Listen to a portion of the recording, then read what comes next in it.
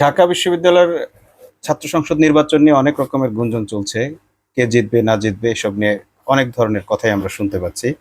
তো ফেসবুকে একটা দেখলাম, সেখান থেকে আমি দেখছি যে সেখানে ডাকসুতে শিবির জিততে পারে ৬ কারণে, তেমন একটি লেখা আছে।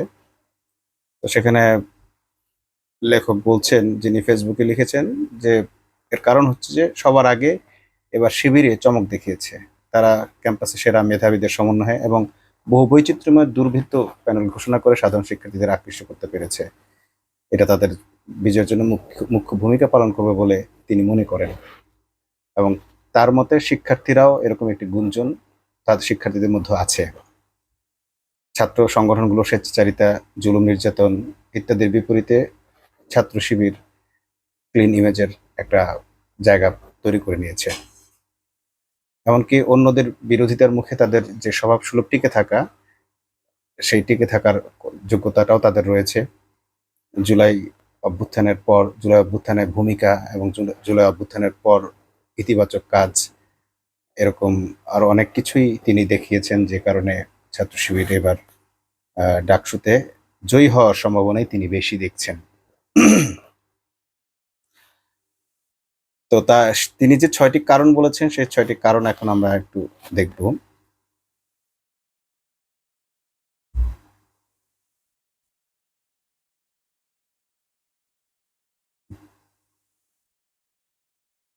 তিনি অবশ্য কারণ উল্লেখের আগে বলেছেন, বাংলাদেশের দ্বিতীয় সংসদ নামে বিখ্যাত হয়ে ওঠা ডাকসু ঠিক ১০০ বছর পর এবারই নতুন আরেক ইতিহাস নির্মাণ করতে যাচ্ছে।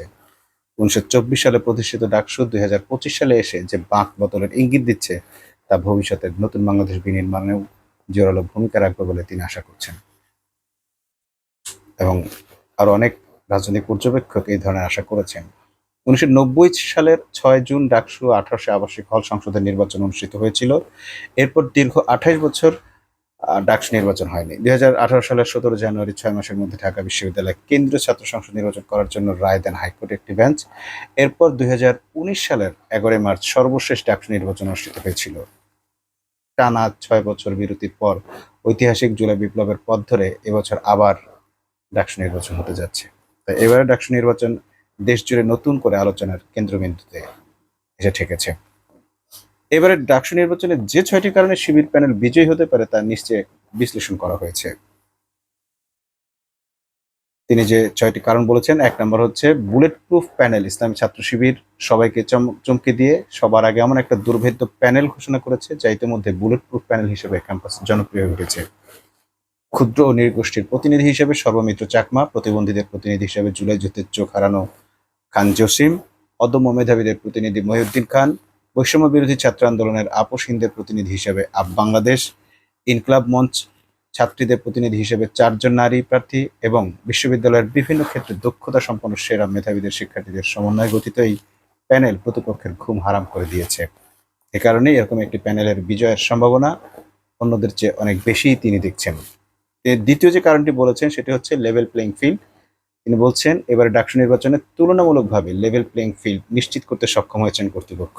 যদিও ছাত্রদলকে সুবিধা দেওয়ার জন্য অংশীজনদের কাউকে না জানিয়ে নির্বাচন কমিশন মনোনয়নপত্র তোলা ও জমাদানের সময় একদিন করে বাড়িয়ে বিতর্কিত হয়েছেন, তবুও এখন পর্যন্ত মোটামুটি লেভেল প্লেইং ফিল্ড নিশ্চিত করার চেষ্টা করছেন কর্তৃপক্ষ। এটা শিবিরের বিজয়ের জন্য গুরুত্বপূর্ণ ভূমিকা পালন করবে। শেষ পর্যন্ত যদি এরকম অবস্থা টিকে থাকে, তাহলে শিবিরের প্যানেলের বিজয়ের সম্ভাবনাই বেশি। তিনি ৩ নম্বর যে কারণটি বলেছেন, সেটা হচ্ছে নির্দলীয় শিক্ষার্থীদের নীরব সমর্থন।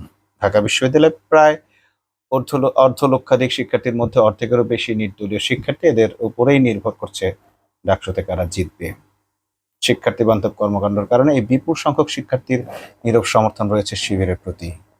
এবারে ডাকসুতে ৪০,০০০ ভোটারের মধ্যে নির্দলীয় ভোটারের একটা বড় অংশ শিবিরের প্রতি সমর্থন জানাবে। সেই দিক থেকেও শিবিরের জেতার সম্ভাবনা বেশি। ৪ নম্বর যে কারণটি বলছেন, সেটা হচ্ছে জুলাই বিপ্লবের আপোসহীন যোদ্ধা ২৪-এর রক্তঝরা জুলাই বিপ্লবের চরম ত্যাগ ও কোরবানির নজরানা পেশ করার মাধ্যমে আপোসহীন যোদ্ধা হিসেবে শিবিরের সুনাম প্রতিষ্ঠিত হয়েছে। এজন্য ২৪-এর জুলাই বিপ্লবের পক্ষের শক্তিগুলো শিবিরের প্যানেলকেই পছন্দের শীর্ষে রাখবে বলে মনে করছেন তিনি। পঞ্চমত, প্রতিপক্ষের দলীয় কোন্দল।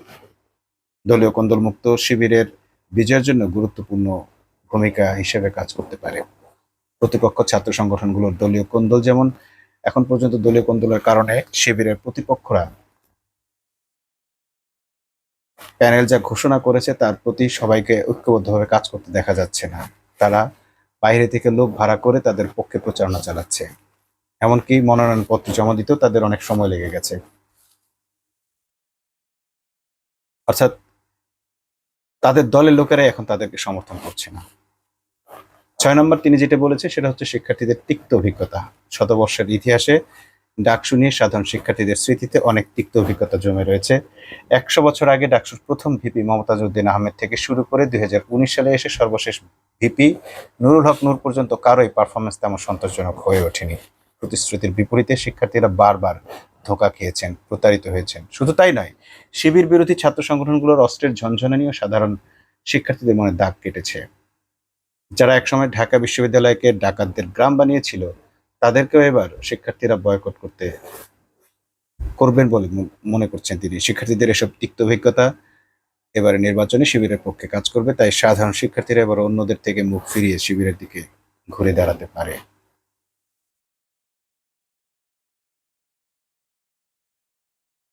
কাট দাও।